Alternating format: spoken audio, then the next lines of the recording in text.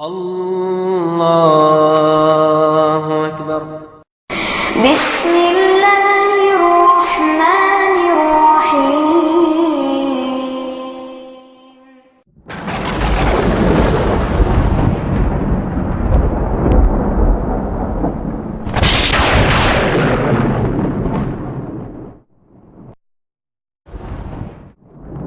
وقل جاء الحق وزهق الباطل إن الباطل كان زهوقا.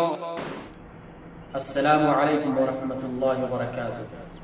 نحمده ونصلی علی رسوله الکریم، اما بعد. محترم سامعین کرام، آپ حضرات اور ہم سبھی کے لیے ایک بہت ہی بہترین اور نہایت ہی پرکشش موضوع سیرت النبی صلی اللہ علیہ وسلم کا انتخاب کیا گیا ہے، جسے اپنے خوبصورت لہجے اور مؤثر انداز میں فضیلت الشیخ عبدالاحد بن عبد القدوس ندیر حفظہ اللہ پیش کر رہے ہیں. ماشاءاللہ، آپ نے حدیث میں امام یونیورسٹی سعودیہ عربیہ ریاض سے MA کیا ہے اور دعوت و تبلیغ کے سلسلے میں متعدد ملکوں کا دورہ کیا ہے، جن میں یورپ ممالک کے بھی کئی ملک شامل ہیں. انشاءاللہ سیرت النبی صلی اللہ علیہ وسلم پہ 63 درسوں میں خطاب فرمائیں گے اور تمام صحیح، ضعیف اور موضوع روایتوں کی حوالوں کے ساتھ نشاندہی بھی کریں گے. اللہ تعالی ہم سبھی کو صحیح معنی میں سننے، سمجھنے اور اس پر تادم حیات عمل کرنے کی توفیق مرحمت فرمائے، آمین. محمد کی جس دل میں الفت نہ ہوگی، محمد کی جس دل میں الفت نہ ہوگی، سمجھ لو کہ قسمت میں جنت نہ ہوگی. کرے جو اطاعت محمد کی دل سے، کرے جو اطاعت محمد کی دل سے، اسے پیر و مرشد کی حاجت نہ ہوگی.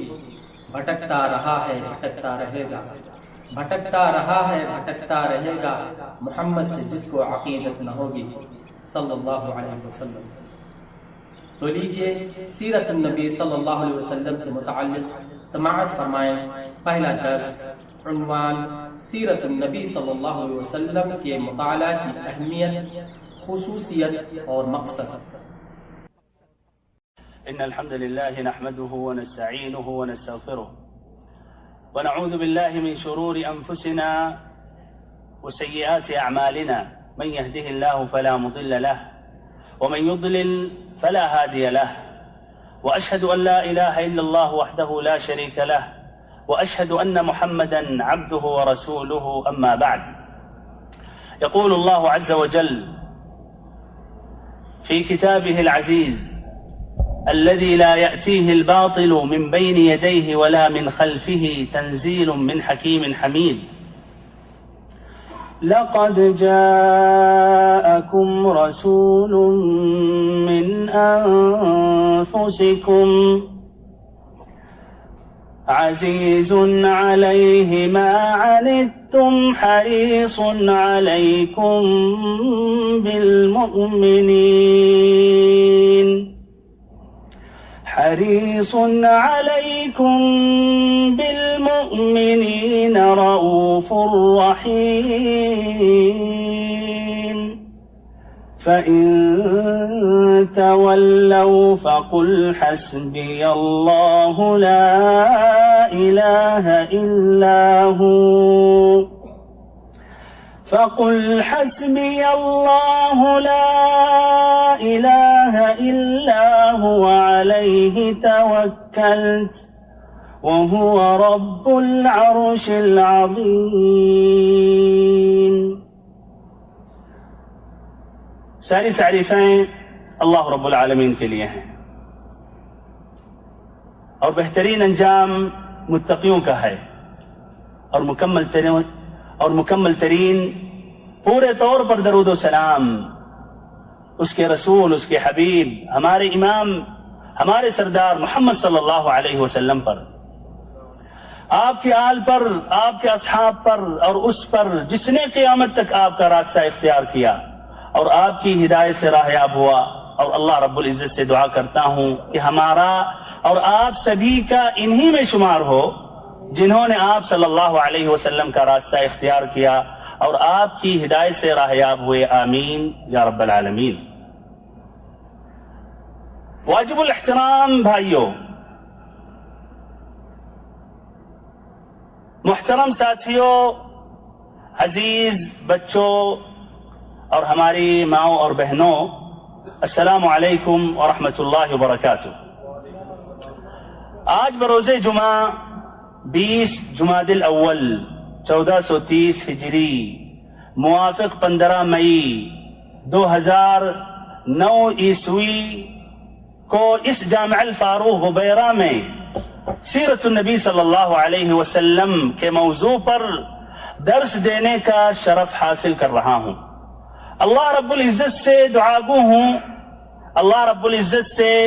دعاگو ہوں کہ اللہ تعالی ہم سبھی کی حاضری کو باعث اجر و ثواب بنائے، اور ہم سبھی کو نبی پاک صلی اللہ علیہ وسلم کی سیرت مطہرہ سمجھنے کی توفیق دے، اور ہم سبھی کو نبی پاک صلی اللہ علیہ وسلم پر بکثرت درود و سلام پڑھنے کی توفیق دے، اور ہم سبھی کو نبی پاک صلی اللہ علیہ وسلم کے زمرے میں شامل کرے، اور ہم سبھی کو نبی صلی اللہ علیہ وسلم کی شفاعت قیامت کے دن نصیب کرے، اور ہم سبھی کو نبی پاک صلی اللہ علیہ وسلم کے مبارک ہاتھوں سے جام کوثر پلائے، اور ہم سبھی کو نبی پاک صلی اللہ علیہ وسلم کے ساتھ جنت میں اعلی مقام عطا فرمائے، آمین یا رب العالمین۔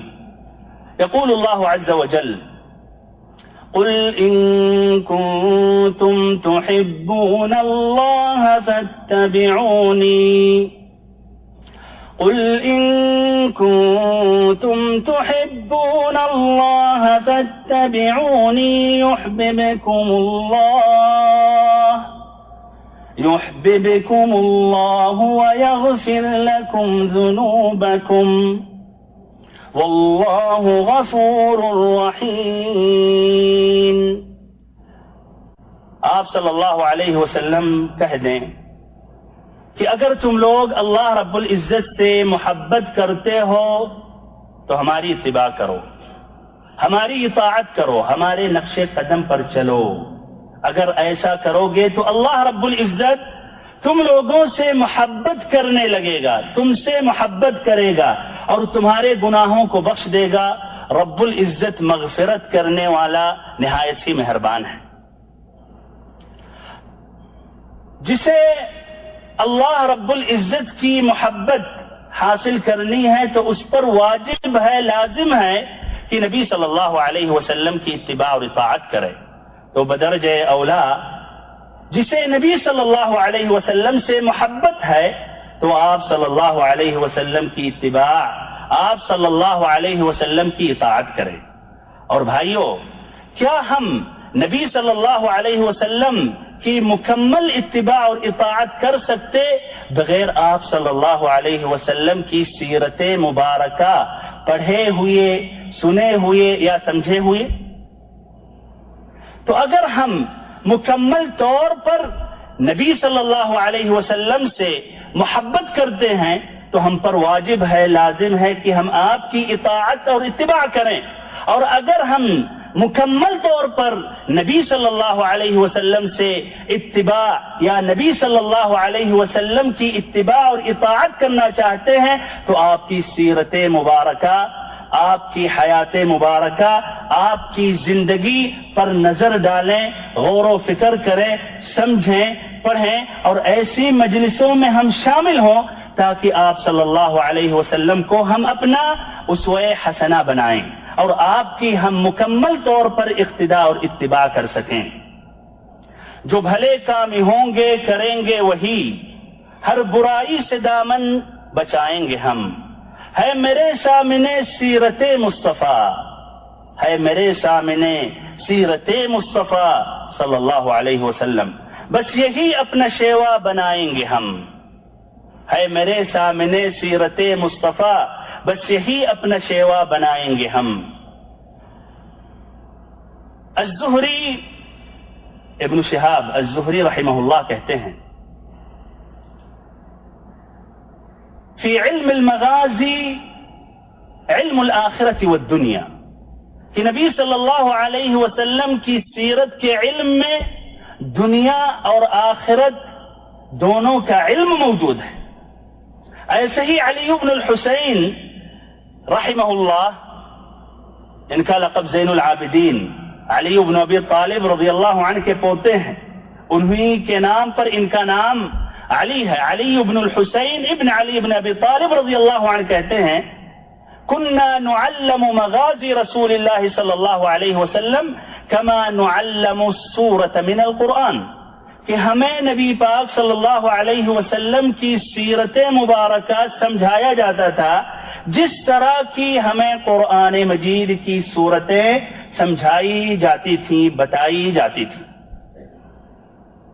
ہمارے بھائیوں، سیرت کا معنی ہے طریقت، سیرت کا معنی سنت، سیرت کا معنی الہیئہ عربی میں ہے یعنی شکل، اور ہم جب کہتے ہیں سیرت النبی صلی اللہ علیہ وسلم تو یہ واضح ہو جاتا ہے کہ مراد نبی صلی اللہ علیہ وسلم کی زندگی، نبی صلی اللہ علیہ وسلم کی حیات مبارکہ۔ اور اگر ہم صرف سیرت بھی کہیں تو اس سے مراد نبی صلی اللہ علیہ وسلم ہی کی سیرت ہوتی ہے، اور یہ سیرت حدیث کا ایک حصہ ہے، حدیث کا ایک جزء ہے، دو اعتبار سے یا دو طرح۔ پہلا اعتبار اس لیے کہ سیرت کی نسبت نبی صلی اللہ علیہ وسلم سے ہے، ایسے ہی حدیث کی بھی نسبت نبی صلی اللہ علیہ وسلم سے ہے۔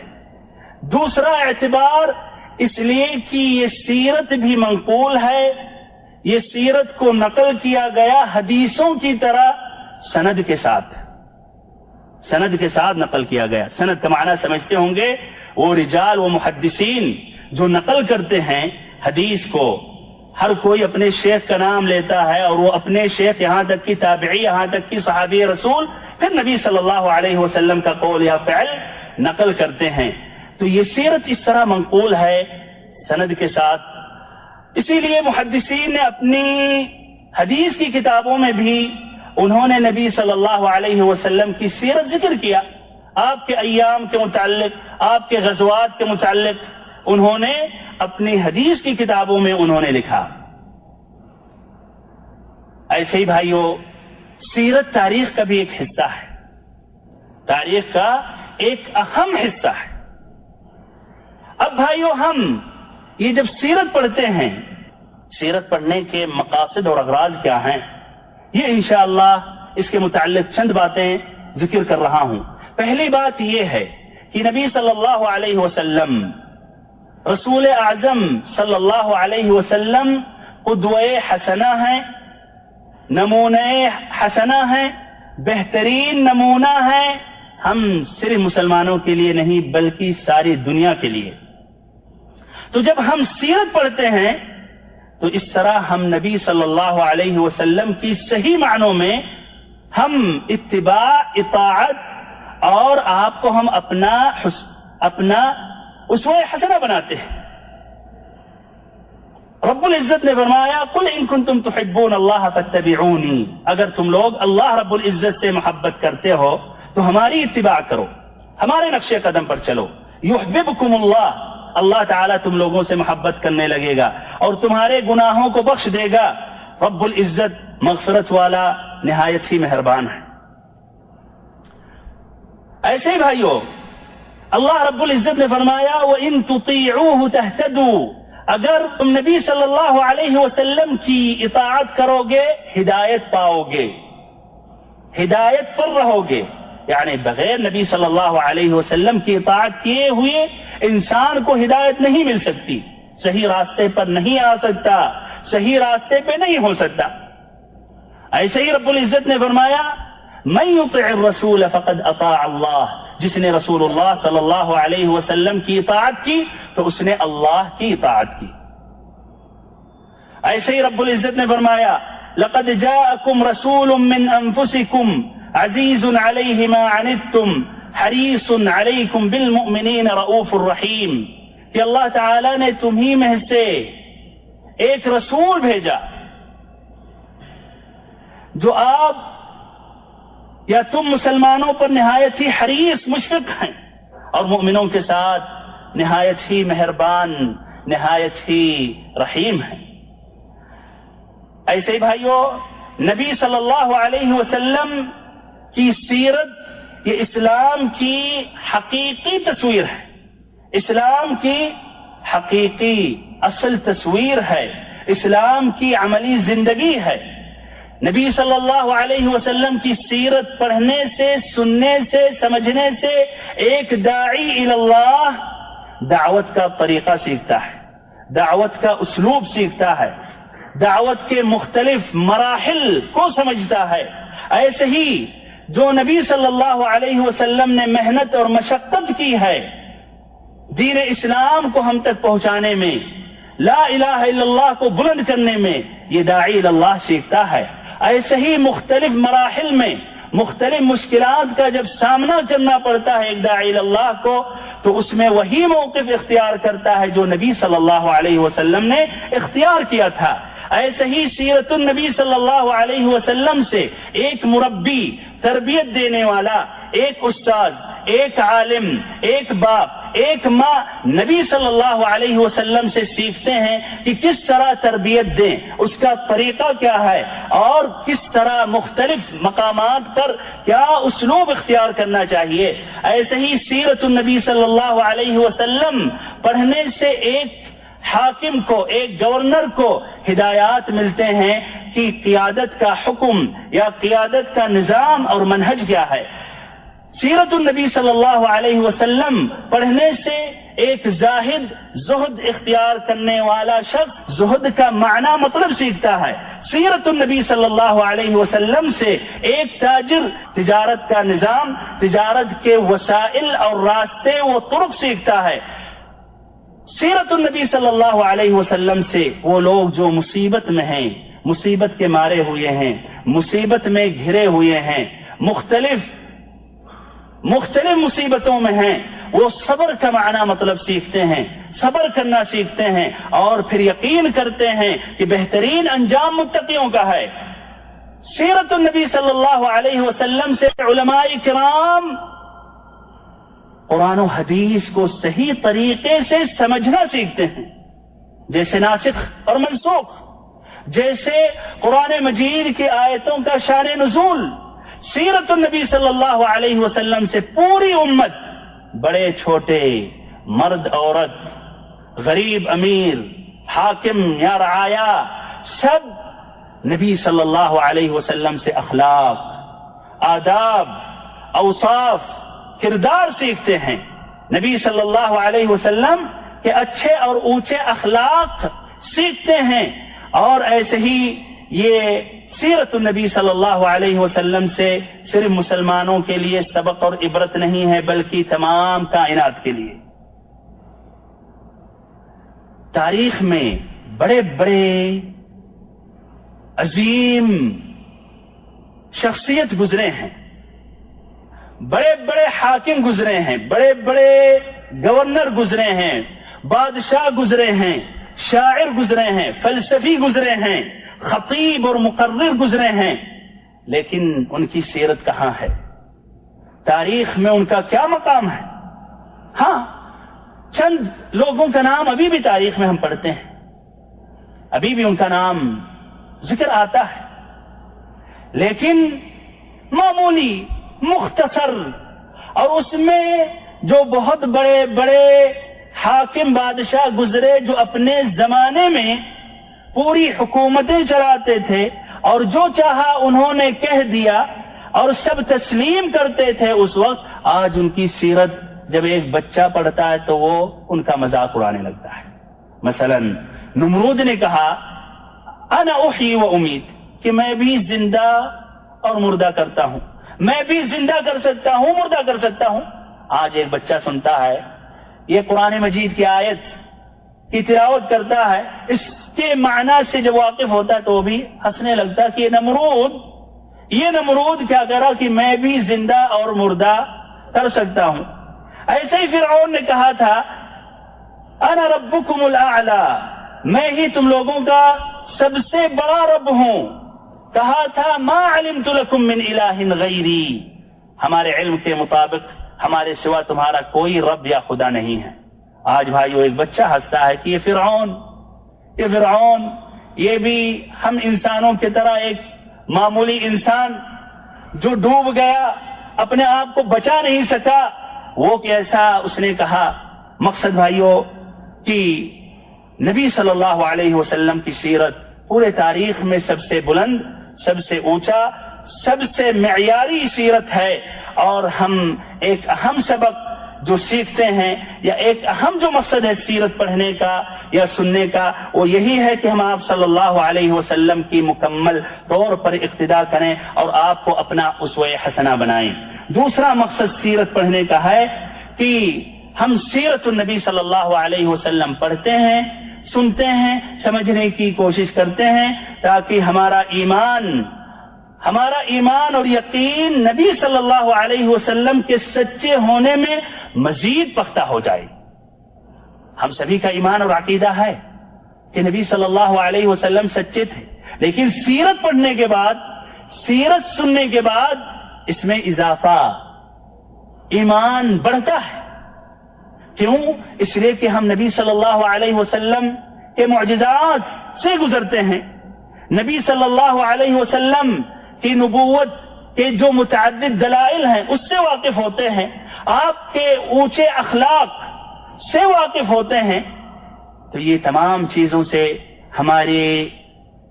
ہمارے ایمان میں اضافہ ہوتا ہے کہ آپ صلی اللہ علیہ وسلم اللہ کے رسول ہیں، پیغمبر ہیں، اللہ کے نبی ہیں۔ تیسرا مقصد سیرت النبی صلی اللہ علیہ وسلم کے پڑھنے کا یہ ہے کہ ہمارے دلوں میں نبی صلی اللہ علیہ وسلم کی محبت کا مزید اضافہ ہو، آپ صلی اللہ علیہ وسلم کی محبت دلوں میں مزید پختہ ہو جائے۔ کیوں؟ اس لیے کہ ہم آپ کے اخلاق فاضلہ سے واقف ہوتے ہیں، آپ کے اچھے معاملات سے گزرتے ہیں، اور آپ جو نہایت ہی حریص تھے لوگوں کی ہدایت کے لیے، لوگوں کو ظلمتوں سے نور کے طرف لانے میں، شرک سے توحید میں داخل کرنے کے لیے، اور آپ اپنے امت پر اتنے مشفق تھے، اتنے رحیم تھے، اتنے مہربان تھے۔ آپ صلی اللہ علیہ وسلم اپنی امت پر اتنے مشفق تھے، اتنے مہربان تھے، تو اس سے ہمارے دلوں میں نبی صلی اللہ علیہ وسلم سے مزید محبت بڑھتی ہے۔ آپ صلی اللہ علیہ وسلم کی محبت ہمارے دلوں میں مزید بڑھ جاتی ہے۔ اللہ رب العزت نے جس طرح قرآن مجید میں فرمایا، لَقَدْ جَاءَكُمْ رَسُولٌ مِّنْ أَنفُسِكُمْ عَزِيزٌ عَلَيْهِ مَا عَنِتُّمْ حَرِيصٌ عَلَيْكُمْ بِالْمُؤْمِنِينَ رَءُوفٌ رَحِيمٌ، کہ تمہارے پاس ایک ایسے پیغمبر تشریف لائے ہیں جو تمہارے جنس سے ہیں، جن کو تمہاری مذرت کی بات نہایت ہی گراں گزرتی ہے۔ اللہ اکبر! دیکھیے، جن کو تمہاری مذرت کی بات نہایت ہی گراں گزرتی ہے، جو تمہاری منفعت کے بڑے خواہش مند ہیں، یا جو تمہاری منفعت کے بڑے خواہش مند رہتے ہیں، ایمان والوں کے ساتھ بڑے ہی مشفق مہربان ہیں۔ ایسے ہی مسند امام احمد کی ایک حدیث ہے، اما عائشہ رضی اللہ عنہا روایت کرتی ہیں، دخل علی النبی صلی اللہ علیہ وسلم یوما فقال لقد صنعت اليوم شيئا وددت انی لم افعله دخلت البيت فأخشى أن يجيء الرجل من أفق من الآفاق فلا يستطيع دخوله فيرجع وفي نفسه منه شيء۔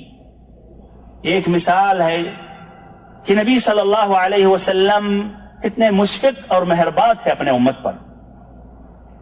عائشہ رضی اللہ عنہا کہتی، ایک مرتبہ نبی صلی اللہ علیہ وسلم داخل ہوئے، آپ کہنے لگے کہ میں نے آج ایسا کام کیا جو کام کرنے کے بعد میں بہت ہی نادم ہوا، اور میں تمنا کر رہا ہوں یا تمنا کرنے لگا کہ کاش میں وہ کام نہیں کرتا۔ کون سا کام؟ کون سا فعل؟ کون سی عبادت؟ وہ یہ ہے کہ بیت اللہ الحرام، کعبۃ المشرفہ میں داخل ہوئے۔ پھر میں نے سوچا کہ بعد میں حج کے لیے مختلف علاقے سے، مختلف جگہوں سے، دور دور سے حج کے لیے لوگ آئیں گے۔ اب جب وہ سنیں گے کہ میں بھی بیت اللہ الحرام میں داخل ہوا تو وہ بھی داخل ہونے کی کوشش کریں گے، پھر ممکن ہے کہ وہ داخل نہ ہو سکیں، اس لیے بھیڑ اس قدر ہوتی ہے کہ بہت سی سنتوں پر عمل کرنا ناممکن ہو گیا ہے، تو بیت اللہ الحرام میں داخل ہونا یہ تو اور دور کی بات ہے۔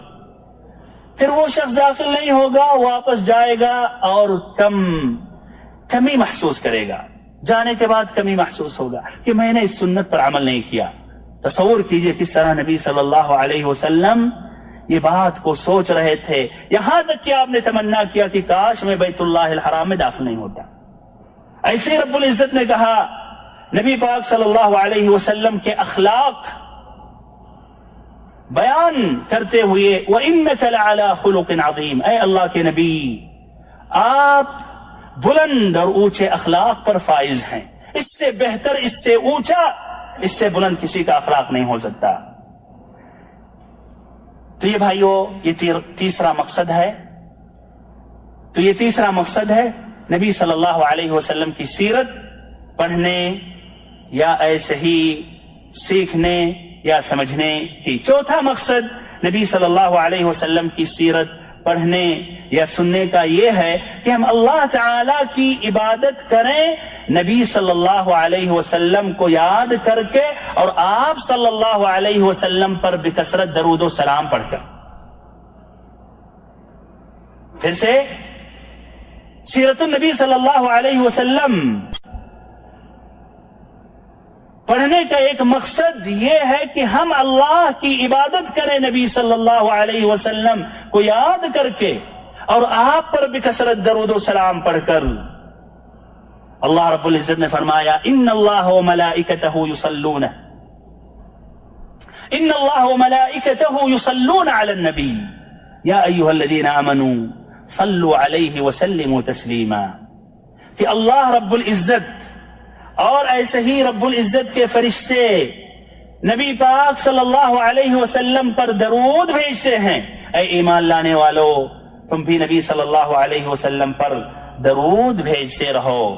ایسے ہی نبی صلی اللہ علیہ وسلم نے کہا، مسلم شریف کی روایت ہے، ابو ہریرہ رضی اللہ عنہ اس حدیث کے راوی ہیں، من صلی علی واحدۃ صلی اللہ علیہ عشرا، جس نے مجھ پر ایک مرتبہ درود پڑھا اللہ رب العزت اس پر 10 مرتبہ درود بھیجتا ہے، 10 مرتبہ اس پر رحمتیں نازل کرتا ہے۔ اس کے بعد بھائیو نبی صلی اللہ علیہ وسلم کی سیرت کے ممیزات، خصوصیات اور خوبیاں۔ پہلی خصوصیت خوبی یہ ہے نبی کریم صلی اللہ علیہ وسلم کی سیرت معلوم ہے، محفوظ ہے، اس میں سے کوئی چیز پوشیدہ نہیں ہے۔ نبی صلی اللہ علیہ وسلم کی پوری سیرت، پوری زندگی معلوم ہے، کتابوں میں محفوظ ہے، اس میں کوئی بھی چیز پوشیدہ نہیں ہے، غائب نہیں ہے، ڈھکی یا چھپی نہیں ہے۔ یہاں تک کہ بھائیو علماء کرام نے سیرت کے ہر پہلوؤں پر انہوں نے کتابیں لکھی۔ صرف اردو زبان میں سیرت پر 1300 کتابیں ہیں، صرف اردو زبان میں سیرت پر 1300 کتابیں، یہ کم سے کم، اور وہ کتابیں جو معروف نہیں ہیں، جو شائع نہیں کی گئیں، وہ اللہ ہی جانتا ہے۔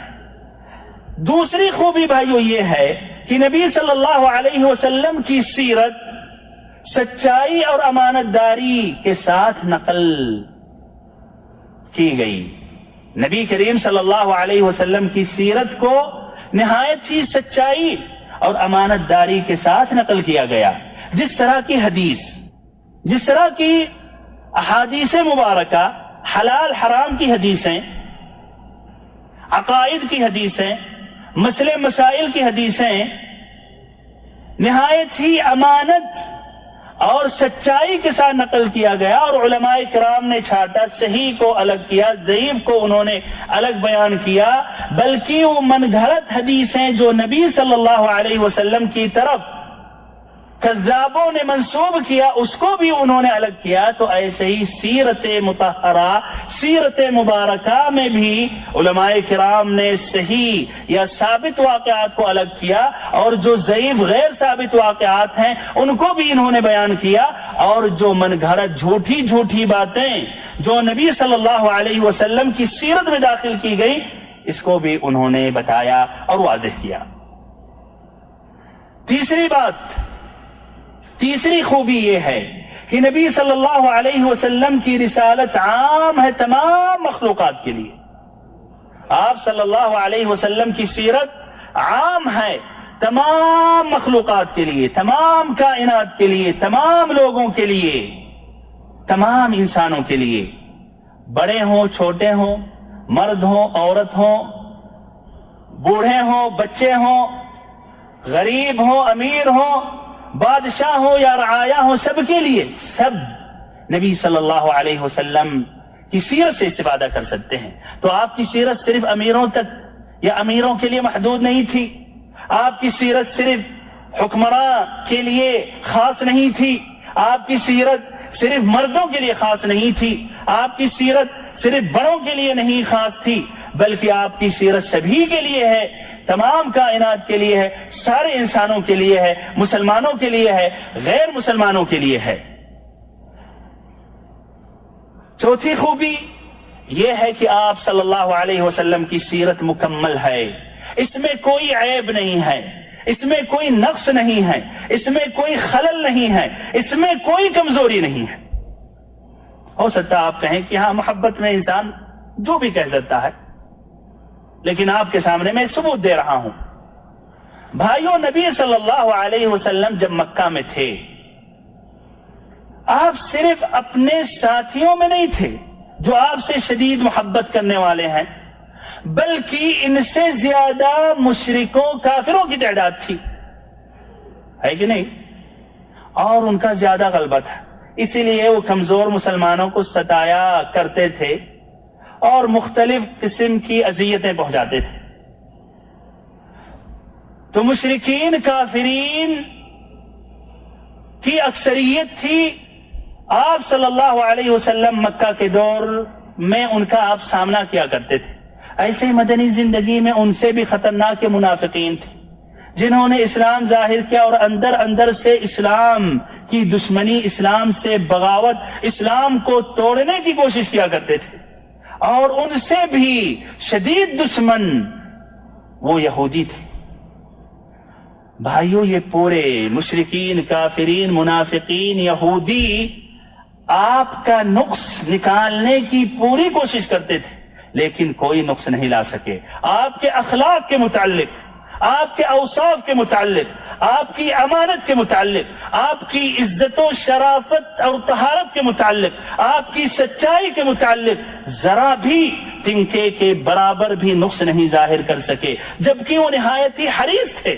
پوری کوشش تھی کہ کچھ عیب، کچھ نقص، کچھ کمی ظاہر کرے تاکہ اور لوگوں کو متنبہ کیا جائے اور نبی صلی اللہ علیہ وسلم سے دور کیا جائے، لیکن نہیں لا سکے۔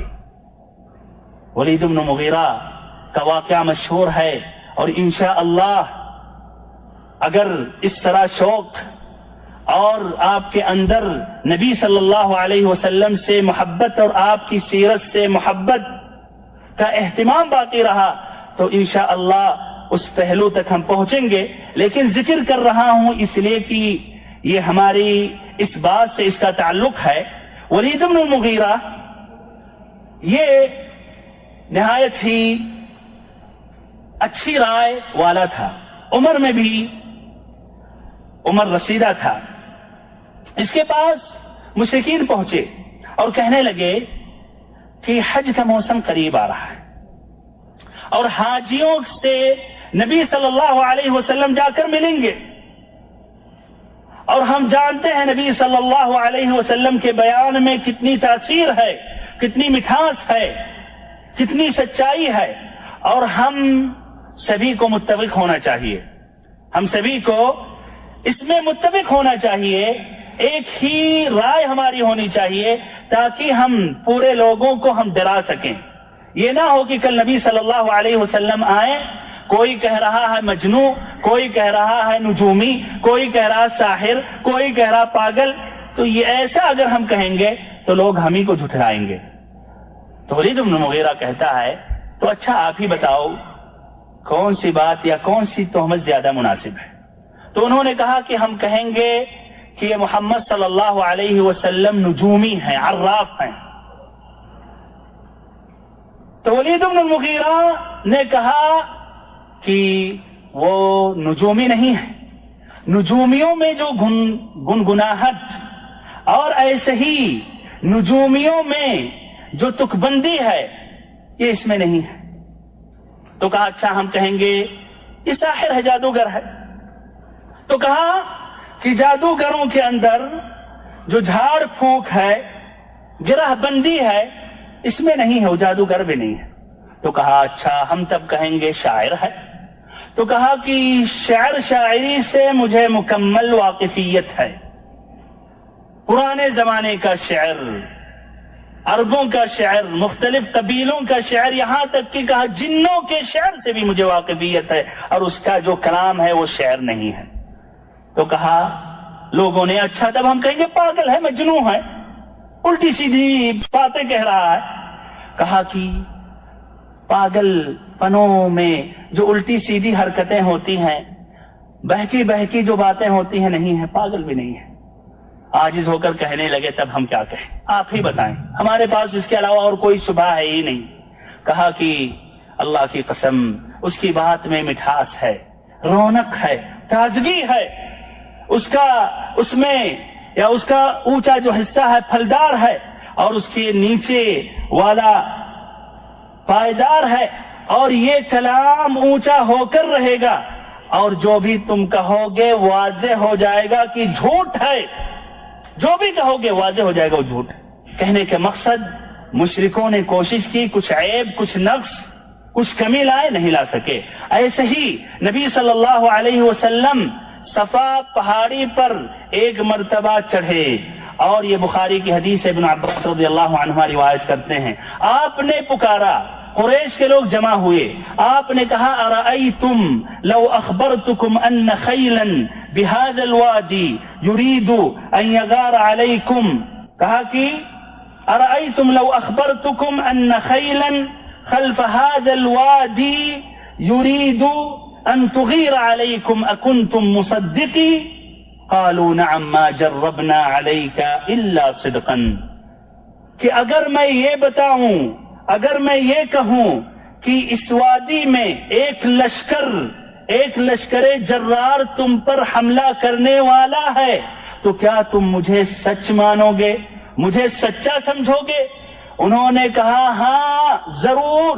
آپ صلی اللہ علیہ وسلم کو کبھی میں نے جھوٹ پاتے ہوئے، کبھی آپ صلی اللہ علیہ وسلم کو جھوٹ بولتے ہوئے ہم نے نہیں پایا.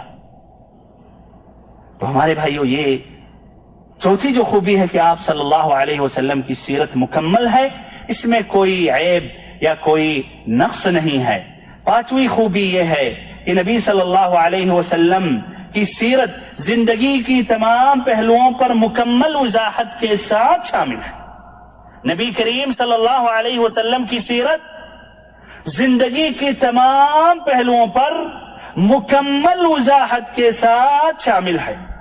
آپ صلی اللہ علیہ وسلم اپنے ساتھیوں میں رہیں، آپ نے 9 عورتوں سے شادیاں کی، اور آپ صلی اللہ علیہ وسلم ہمیشہ حکم دیتے رہتے تھے کہ ہمارا خطاب یا ہماری باتیں، ہمارے اقوال کو دوسروں تک نقل کرو.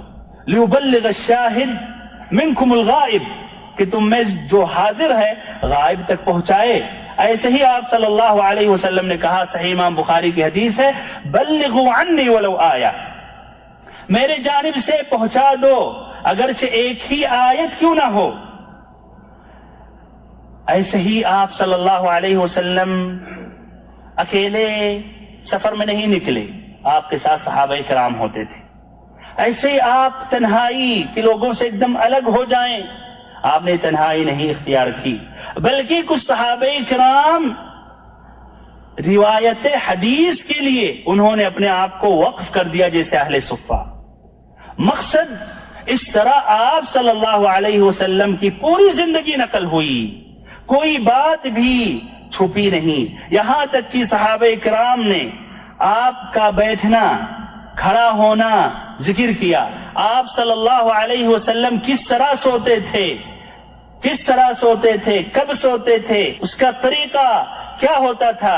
ایسے ہی آپ صلی اللہ علیہ وسلم ہنستے تھے، کس طرح ہنستے تھے، مسکراتے تھے تو کس طرح مسکراتے تھے. ایسے ہی آپ نے غسل کیا، کس طرح غسل کیا، وضو آپ نے کی تو کس طرح آپ نے وضو کی، پانی آپ نے پیا تو کس طرح پیا. ایسے ہی کھانا کھایا تو آپ نے کس طرح کھانا کھایا. یہاں تک کہ کون کون سے کھانے آپ کو زیادہ پسند تھے اور کون کون سے کھانے آپ کو ناپسند تھے. یہاں تک کہ انہوں نے آپ صلی اللہ علیہ وسلم کے جسد مبارک کی تفصیل، باریکیاں ذکر انہوں نے کی کہ آپ وہ احادیث مبارکہ جب پڑھیں گے تو یہ محسوس ہوگا کہ اپنے آنکھوں سے نبی صلی اللہ علیہ وسلم کو آپ دیکھ رہے ہیں. صحابہ کرام نے یہاں تک کہ آپ کی داڑھی میں کتنے بال سفید ہو گئے تھے وہ بھی انہوں نے ذکر کیا. مرنے سے پہلے کتنے بال بھائیوں سفید ہوئے وہ بھی انہوں نے ذکر کیا. اللہ اکبر. اس طرح یہ تفصیل دیکھیے، آپ کی سیرت مکمل ہے، شامل ہے اور ہر پہلوؤں پر یعنی ذکر ہے. تفصیل اگر آپ چاہیں تو آپ کے سامنے ہے. ایسی بھائیوں یہ دوسروں میں یہ چیزیں، یہ باتیں نہیں پائی جاتی ہیں. بہرحال آج کا یہ درس تمہید تھا سیرت نبی صلی اللہ علیہ وسلم کے متعلق. آئندہ بھی ایسا ہی رہے گا. پھر انشاءاللہ اس کے بعد ہم نبی صلی اللہ علیہ وسلم کی سیرت میں داخل ہوں گے. اللہ تعالیٰ سے ہم دعا کرتے ہیں کہ ہم سبھی کو اللہ تعالیٰ علم نافع عطا کرے اور ہم سبھی کو عمل صالح، نیک عمل کرنے کی توفیق دے. ہم سبھی کو نبی صلی اللہ علیہ وسلم کی سیرت کو مکمل سمجھنے کی توفیق دے اور پھر ہم سبھی کو نبی صلی اللہ علیہ وسلم کی اتباع اور اطاعت کرنے کی توفیق دے. وصلی اللہم وسلم وبارک وانعم علی عبدک ورسولک محمد.